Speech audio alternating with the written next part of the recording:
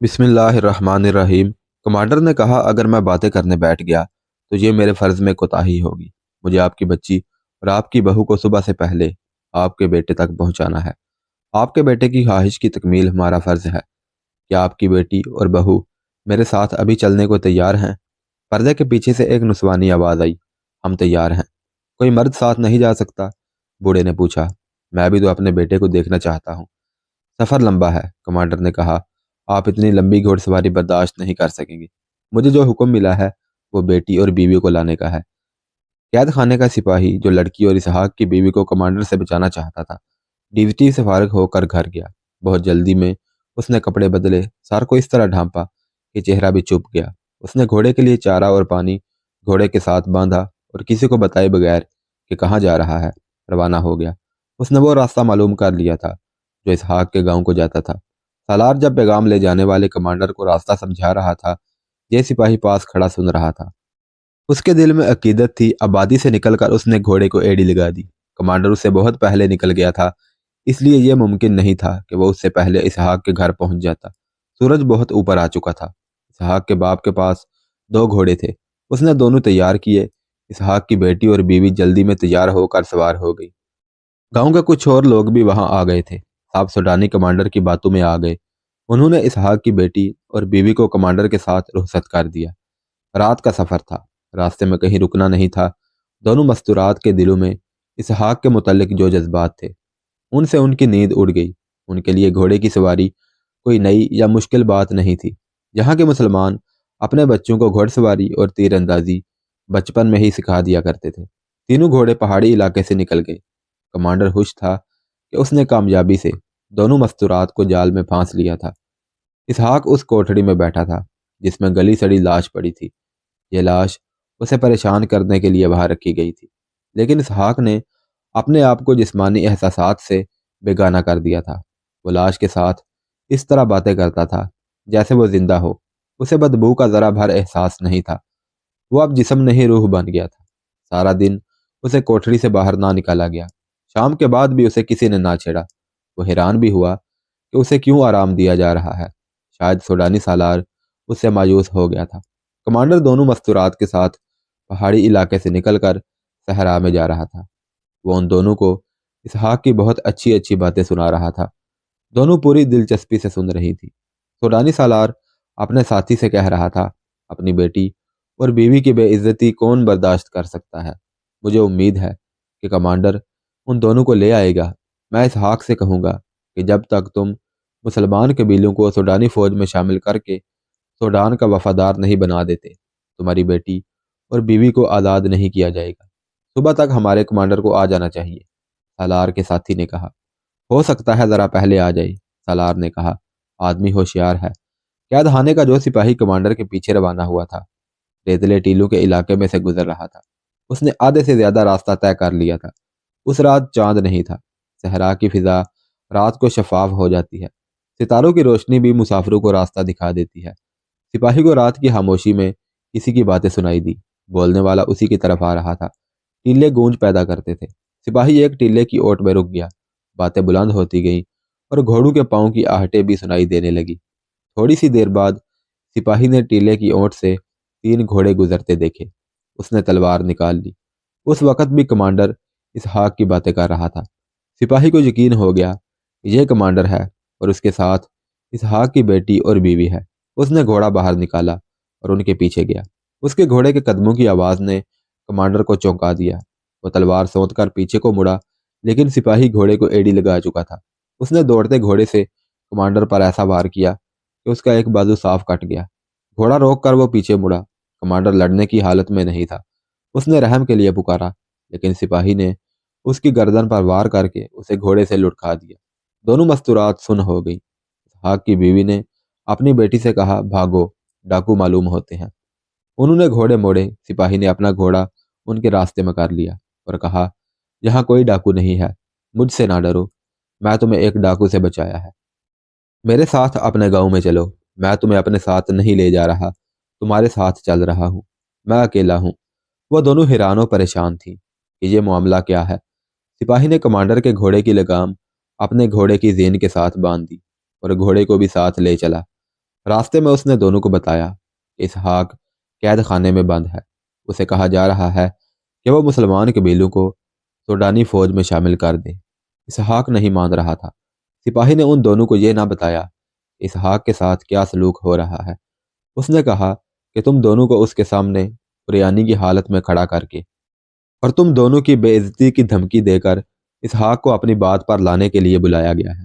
یہ آدمی جسے میں نے قتل کیا ہے تم دونوں کو اسی نیت سے لے جانے آیا تھا۔ میں اس کے پیچھے چل پڑا، میں نے اپنا فرض ادا کر دیا ہے۔ تم کون ہو؟ اسحاق کی بیوی نے پوچھا۔ مسلمان ہو؟ میں قید خانے کا سپاہی ہوں، اس نے جواب دیا۔ میں مسلمان نہیں ہوں، پھر تمہیں ہمارے ساتھ کیسے ہمدردی پیدا ہوگی؟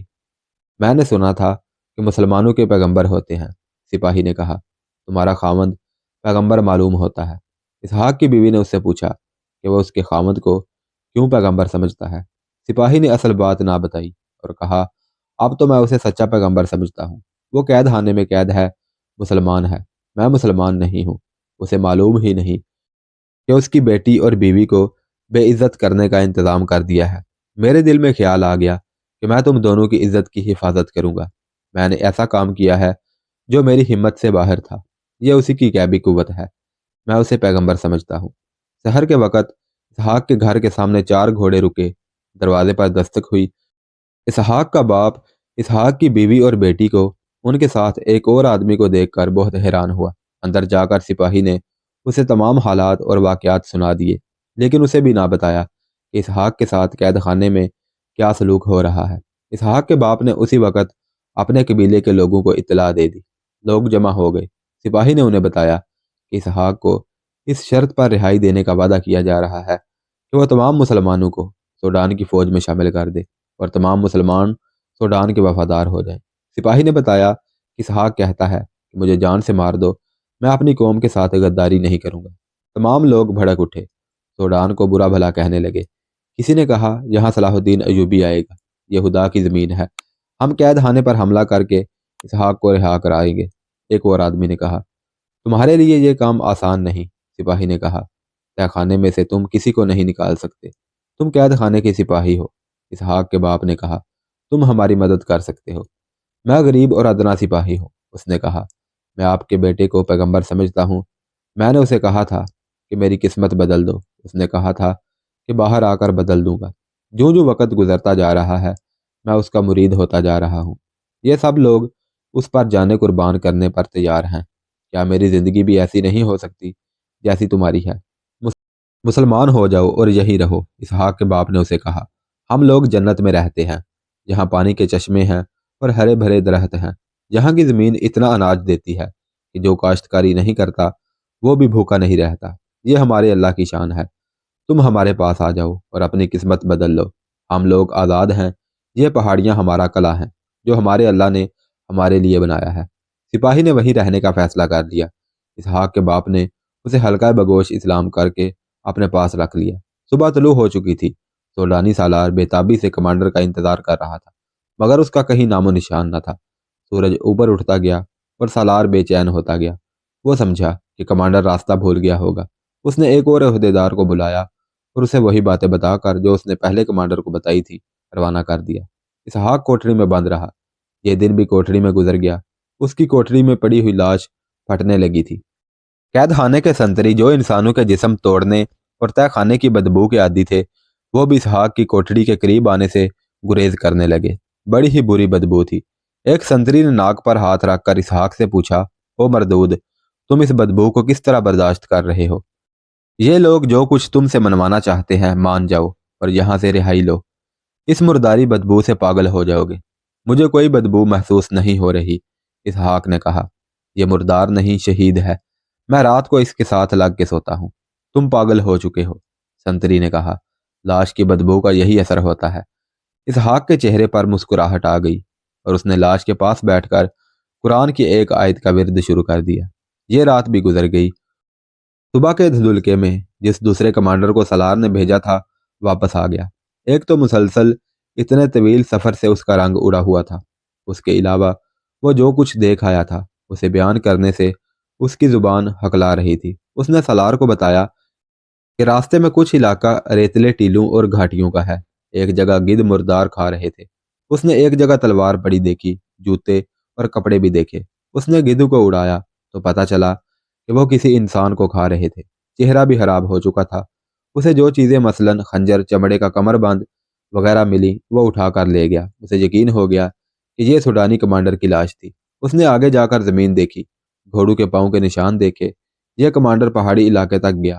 گھوڑوں کے نشان وہاں تک گئے تھے۔ کچھ کہا نہیں جا سکتا تھا کہ کمانڈر مستورات کو ساتھ لایا تھا یا نہیں، اور اسے کس نے قتل کیا ہے۔ سوڈانی سالار نے کہا کہ معلوم ہو جائے گا۔ مسلمانوں کے اس علاقے میں سوڈانیوں نے جاسوس چھوڑ رکھے تھے جو انہی مسلمانوں میں سے تھے۔ ان جاسوسوں کا وہاں اور کوئی بس نہیں چلا تھا، صرف مخبری کرتے تھے۔ اسحاق کے متعلق انہی لوگوں نے بتایا تھا کہ اس علاقے پر اسی کا اثر و رسوخ ہے۔ ہوا بھی ایسے ہی۔ شام کے بعد جاسوس پہنچ گئے۔ انہوں نے سالار کو پوری خبر سنائی کہ کمانڈر اسحاق کی بیوی اور بیٹی کو لے گیا تھا اور قید خانے کے ایک سپاہی نے اسے راستے میں قتل کر دیا اور مستورات کو واپس لے گیا ہے۔ انہوں نے سپاہی کا نام بھی بتایا۔ سالار نے یہ مسئلہ سوڈان کے حکمران کے آگے رکھا۔ اس نے صلیبی مشیروں کو بتایا۔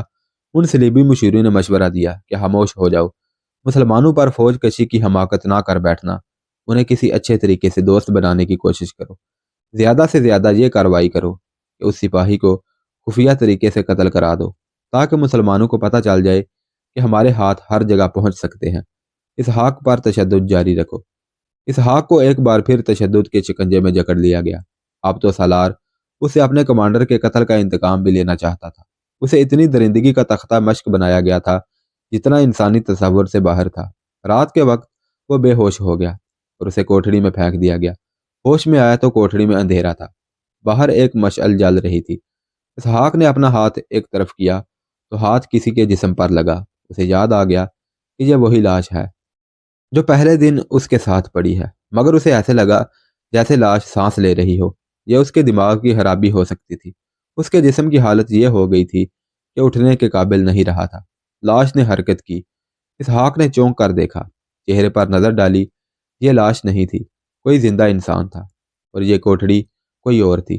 دوسرا آدمی بھی شاید بے ہوش تھا۔ وہ آہستہ آہستہ ہوش میں آیا اور اس نے آنکھیں کھول دی۔ اسحاق بڑی مشکل سے اٹھا اور پوچھا، تم کون ہو؟ عمرو درویش، اس آدمی نے مری ہوئی آواز میں کہا۔ او عمرو درویش، اسحاق نے حیران ہو کر کہا۔ میں اسحاق ہوں۔ وہ ایک دوسرے کو اچھی طرح جانتے تھے۔ عمرو درویش بھی صلاح الدین ایوبی کی فوج کے ایک دستے کا کمانڈر تھا۔ وہ بھی انہی مسلمان قبیلوں میں سے تھا جو سوڈانی ہوتے ہوئے بھی سوڈان کی فوج میں بھرتی نہیں ہوتے تھے۔ عمرو درویش بھی جنگی قیدی ہو گیا تھا۔ اسحاق کا نام سن کر اٹھ بیٹھا۔ تمہیں کیا کہتے ہیں؟ اسحاق نے پوچھا۔ کہتے ہیں کہ عالم کے روپ میں اپنے علاقے میں جاؤ، عمرو درویش نے جواب دیا، اور لوگوں کے دلوں میں صلاح الدین ایوبی کے خلاف دشمنی پیدا کرو۔ کہتے ہیں کہ ہم تمہیں شہزادوں کی طرح رکھیں گے اور جس لڑکی کو پسند کرو گے وہ تمہارے ساتھ رہے گی۔ عمرو نے پوچھا، تم سے کیا منوانا چاہتے ہیں؟ کہتے ہیں اپنے تمام قبیلوں کو سوڈان کا وفادار بنا دو، اسحاق نے جواب دیا۔ اس کے عوض مجھے مسلمانوں کے علاقے کا امیر بنانے کا وعدہ کرتے ہیں۔ یہ مسلمانوں کی الگ فوج بنانا چاہتے ہیں۔ مجھے معلوم ہو گیا تھا کہ تمہیں بہت تکلیفیں دے رہے ہیں، عمرو درویش نے کہا۔ معلوم نہیں ہمیں ایک ہی کوٹھڑی میں کیوں بند کر دیا ہے، شاید اس میں کوئی بہتری ہوگی۔ میں چاہتا تھا کہ تم مجھے مل جاؤ۔ میں نے ایک طریقہ سوچا ہے، اس پر عمل کرنے سے پہلے میں تم سے اجازت لینا چاہتا تھا۔ اچھا ہوا تم مل گئے۔ تم نے دیکھ لیا ہے کہ یہ لوگ ہمیں چھوڑیں گے نہیں، عمرو درویش نے کہا۔ ہم اذیتیں کب تک برداشت کریں گے؟ آج نہیں تو کل مر جائیں گے۔ یہاں اور کئی سوڈانی مسلمان قید ہیں، کوئی نہ کوئی ان کے جال میں آ جائے گا۔ میں ڈرتا ہوں کہ ہمارے چند ایک ساتھیوں کو یہ ورگلا کر ہماری قوم میں تفرقہ ڈال دیں گے۔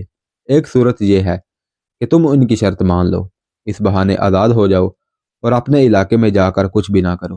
رات کے اندھیرے میں مصر کو نکل جاؤ، تمہیں زندہ رہنا چاہیے۔ دوسری صورت یہ ہے کہ میں ان کی بات مان لوں، یہ مجھے جو سبق پڑھانا چاہتے ہیں وہ پڑھ لوں، ان کا بتایا ہوا بحروب دھار لوں اور اپنے تمام قبیلوں کو خبردار کر دوں کہ وہ سوڈانیوں کے کسی چکر میں نہ آئیں۔ اگر میں ان کا ساتھی بن گیا تو میں تمہیں یہاں سے نکالنے کی کوشش کروں گا۔ یہ بھی تو ہو سکتا ہے سوڈانی ہمارے علاقے پر حملہ کر دیں، اسحاق نے کہا۔ ہمارے لوگ اتنی جلدی ہتھیار ڈالنے والے تو نہیں، لیکن فوج اتنی جلدی ختم نہیں ہوتی۔ فوج آخر فوج ہے، हमें कुर्बानी देनी पड़ेगी। उमर दरवेश ने कहा, हम मिस्र से छापा मारू की मदद हासिल कर सकते हैं। फिलहाल ज़रूरत यह है कि हम दोनों में से एक आदमी बाहर निकल जाए। अगर हम दोनों इकट्ठे उनकी शर्त मान कर निकल जाएं तो और ज़्यादा बेहतर है। मैं यही रहूँगा, इसहाक ने कहा। तुम इन्हें धोखा दो। अगर हमने इकट्ठे उनकी बात मान ली तो उन्हें शक होगा। ये समझ जाएंगे कि हमने रात एक कोठरी में रहकर कोई मंसूबा तैयार किया है। मैं सख्तियां बर्दाश्त करता रहूंगा, तुम निकल जाओ। सुबह तुलू होते ही कोठरी का दरवाज़ा खुला। एक सिपाही ने इसहाक को बर्ची चुभई और उसे उठाकर धक्के देता अपने साथ ले गया। कोठरी का दरवाज़ा फिर बंद हो गया। थोड़ी देर बाद सूडानी फौज का एक ओहदेदार आया। उसने सलाखों में से उमरू दरवेश से पूछा, अगर तुमने आज इनकार किया तो तसव्वुर नहीं कर सकते कि तुम्हारे जिस्म का क्या हाल होगा। हम तुम्हें मरने नहीं देंगे। तुम इस दुनिया में दोज़ख देख लोगे। हर रोज़ मरोगे और हर रोज़ जियोगे। मुझे किसी अच्छी जगह ले चलो। उमरू दरवेश ने कहा, मेरे जिस्म को ज़रा सा सुकून आने दो, जहाँ मैं कुछ भी नहीं सोच सकता। मैं तुम्हें जन्नत में बिठा सकता हूँ। सोडानी ओहदेदार ने कहा, तो मैं जन्नत की परियों में बिठा दूंगा, और अगर वहां भी तुमने इनकार किया तो जितने दिन जिंदा रहोगे पछताते रहोगे। हमें रो रो कर कहोगे कि मैंने तुम्हारी बात मान ली है, तो भी हम तुम पर एतबार नहीं करेंगे। वो कराह रहा था। उसकी आंखें पूरी तरह खुलती नहीं थी। उसने सरगोशी सी की, ऐसा नहीं होगा। मुझे कहीं ले चलो और बताओ कि मुझे क्या करना है। उसे उसी वक्त ले गए और वैसे ही खुशनुमा कमरे में जा रखा जैसा इसहाक को दिया गया था। थोड़ी देर बाद एक तबीब आ गया। उसने उसके जिस्म का मुआयना करके उसे दवाएं लगाईं। उसे आला किस्म का खाना खिलाया गया। उस दौरान उसी सूडानी सालार ने, जो इसहाक का जिस्म तोड़ता रहता था, उमरू दरवेश से पूछा, क्या तुमने हमारी बात मानने का फैसला कर लिया है? उमरू दरवेश ने सर हिलाकर रजामंदी का इजहार किया। खाना खाते ही वो लेटा और गहरी नींद सो गया। उसकी जब आंख खुली तो रात भी गुजर चुकी थी और अगला दिन गुजर गया था। वह बहुत दिनों से कैद खाने के तय खाने में अजियतें बर्दाश्त कर रहा था। जिस्म बहुत हद तक सूख गया था। हड्डियां दुख रही थी। इतने नर्मोगदाज बिस्तर पर इतनी लंबी नींद से उसके जिस्म में सेहत के आसार नजर आने लगे। उसे दवाइयां दी गईं। उसे बादशाहों वाला खाना खिलाया गया था। उसकी आंख खुली तो उसके सामने एक लड़की खड़ी मुस्कुरा रही थी। वह बहुत ही खूबसूरत लड़की थी। उसके बाल रेशमी थे और खुले हुए। उमरू दरवेश फौजी था, जंगलों में पैदा हुआ, और फौज में उसकी उम्र मैदान जंग में गुजर रही थी। उस लड़की को उसने ख्वाब समझा, लेकिन लड़की ने आगे होकर उसके सर पर हाथ फेरा तो उसे यकीन आया कि यह ख्वाब नहीं। लड़की बाहर चली गई और तबीब को बुला लाई। तबीब ने उसे देखा और दवाई पिलाकर चला गया। फौरन बाद दो सलीबी आ गए। वो सूडानी जुबान अरवानी से बोलते थे, तहरीब कारी के माहर मालूम होते थे। उन्होंने उमरू दरवेश को इस मुहिम के लिए तैयार करना शुरू कर दिया कि वो अपने इलाके में जाकर ये नहीं बताएगा कि वो कैद में रहा है, बल्कि ये बताएगा कि मैदान जंग में उसे एक बुजुर्ग मिले थे, जिन्होंने उसे कहा था कि मिस्री फौज का सूडान पर हमला मिस्र के लिए महंगा साबित होगा। मुसलमानों के लिए बेहतर यह है कि सूडान का साथ दें, वरना तबाह हो जाएंगे। सलीबी ने उसे यह भी बताया कि वो मजजूब आलम के भेस में मुसलमानों के दिलों में सलाहुद्दीन अयूबी और मिस्र की हुकूमत के खिलाफ नफरत पैदा करेगा। उमरू दरवेश खंदा पेशानी से रजामंद हो गया। उसी वक्त उसकी ट्रेनिंग और रिहर्सल शुरू हो गई। शाम के बाद उसके आगे लड़कियों ने खाना चुना। शराब भी रखी गई, जो उसने कबूल ना की। खाने के बाद जब लड़कियां दस्तरखान समेट कर ले गईं तो एक और लड़की शब ख्वाबी के लिबास में आ गई। तुम क्यों आई हो? उमरू दरवेश ने लड़की से पूछा। आपके लिए, लड़की ने जवाब दिया। मैं आपके पास रहूंगी। तुम्हारा नाम क्या है? आशी, लड़की ने जवाब दिया और उसके पलंग पर बैठ गई। आशी, उमरू दरवेश ने कहा, मुझे तुम्हारी ज़रूरत नहीं, तुम चली जाओ। मैं हुक्म लेकर आई हूँ कि मुझे आपके साथ रहना है। मुझसे ये लोग जो बात मनवाना चाहते थे वो मैंने मान ली है। उमरू दरवेश ने कहा, अब मुझे तुम जैसे हसीन फरेब की कोई ज़रूरत नहीं। मैं जानती हूँ, आशी ने कहा। आपके मुतल्लिक मुझे सब कुछ बता दिया गया है। मैं इनाम के तौर पर आई हूँ। मुझे ये भी मालूम है कि आपको मेरी ज़रूरत है। सिपाही जब मैदान जंग से आते हैं तो उनकी रूह औरत की तलबगार होती है। मैं हारा हुआ सिपाही हूँ, उमरू दरवेश ने कहा। मेरी रूह मर गई है।